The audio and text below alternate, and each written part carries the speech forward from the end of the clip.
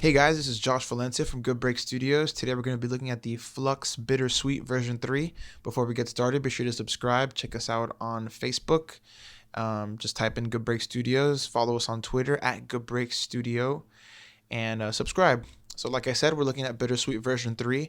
It's essentially at its core a transient designer with some neat features built in. We'll look at those in a second. But if I'm just going to go through the topology of the face of the plugin, you have this giant knob in the middle, which made things more bitter, which is the more excited transients, and then sweet, which kind of lays off the transient.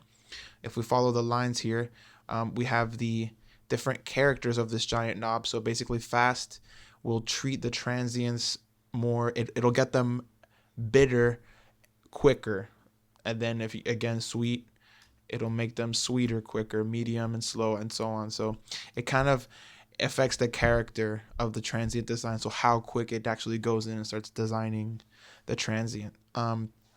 The link, if you haven't noticed by now, by me moving this giant knob, is a pretty neat feature. It actually compensates for the change in gain from you affecting the transients, and does a little balancing act with the gain, so you're not having to constantly be evaluating whether you're hearing too much or too little. You kind of want to you don't want to base your opinion on the transient sound or the sound of what you're doing just based on how much louder it is. So it kind of does away with that notion and helps you judge your sound a little better.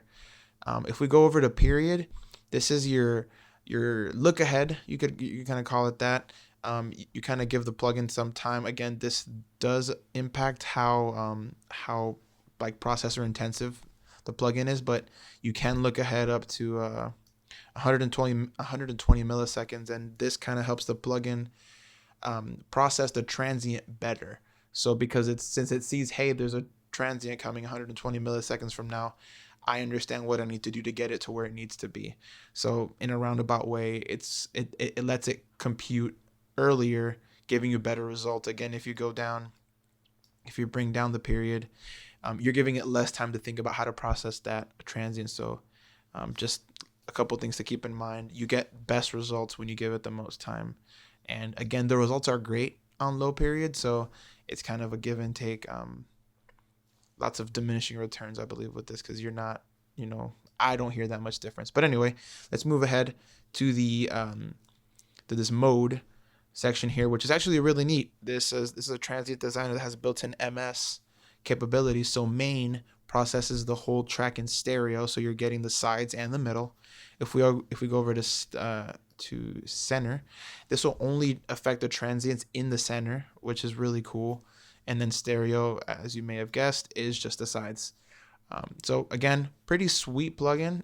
Let's go ahead and give it a listen. We're gonna listen to basically a drum loop as a whole.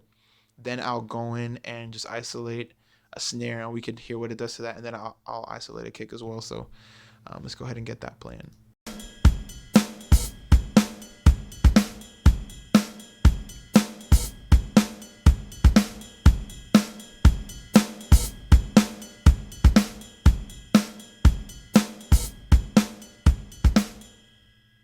So, as most of you might have heard, I do have it set to stereo mode right now. So you did hear that the sides got a little wider, a little bit more present with the ride.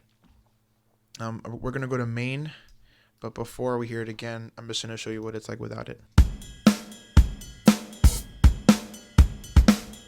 So pretty basic stuff. We're going to go to, I'm going to leave it on mains now. I'm going to make it just super bitter, really excited transients here, set to fast.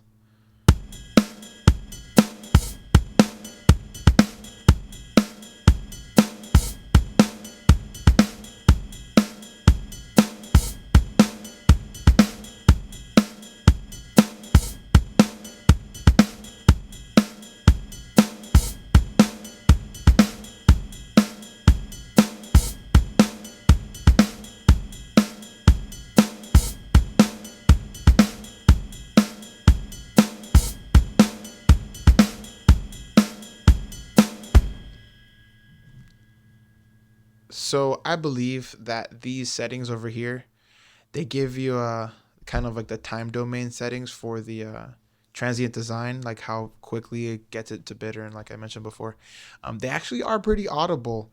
I was actually surprised. Usually these little minute buttons up here, like these tiny features, like actually it's kind of like an attack. So I could definitely understand why you would hear it so much, but you really do.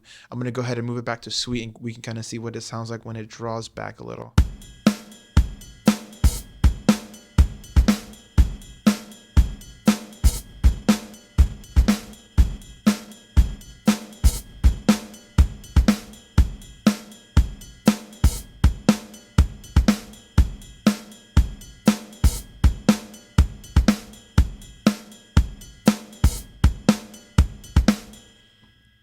So just by going and checking out this little bit, actually before I leave, we're gonna listen to the center.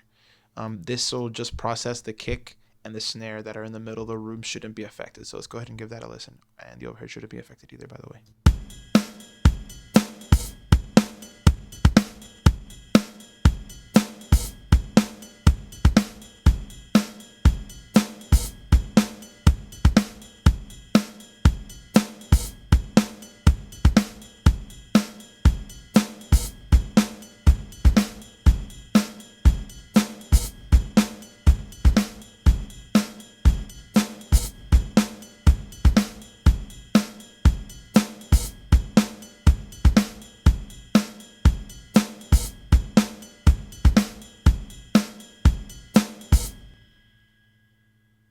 So as you guys heard in the examples, we really hear a concentration of the kick and snare once we juice it up to bitter. When we backed it down to sweet, we kind of heard things, kind of sweeten up. It kind of pushed the snare and the kick back in to the whole, drum set, and made things sound a little more cohesive. Sorry about that. That was my dog barking back there. But once we juiced it up to bitter, it brought out the kick and snare and kind of gave it more of a more driving feel. So this is a really neat plugin. Really worth diving into a little bit more. But go ahead and check it out. It is free, available in all formats, including AAX, 64, and 32-bit. So you could use it in Pro Tools 11. So go ahead and check it out. Use it, abuse it. It's free and awesome. I hope to hear back from you guys really soon. Leave some comments, and I'll see you next week. See ya. Bye-bye.